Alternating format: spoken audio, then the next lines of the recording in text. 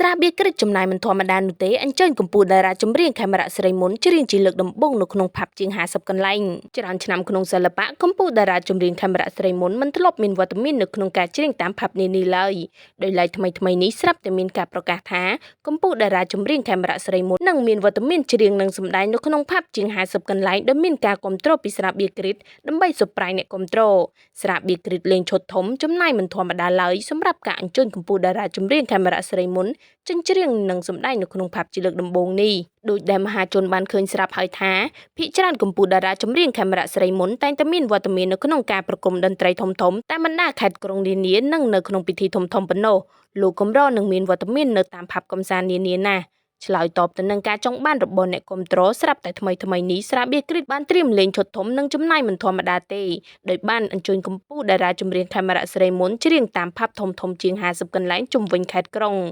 គ្រាន់តែដឹងដំណឹងថាកម្ពុជាតារាចម្រៀងខេមរៈសិរីមុនត្រៀមនឹងមានវត្តមាននៅក្នុងផាប់តាមការអញ្ជើញរបស់ស្រាបៀរគ្រិតបានធ្វើឲ្យអ្នកគ្រប់គ្រងជាច្រើនសម្ដែងនូវការត្រេកអរក៏ដូចជាការរងចាំមើលថាតើអាយដលរបស់ពួកគេនឹងលេចមុខជាលើកដំបូងនៅទីណា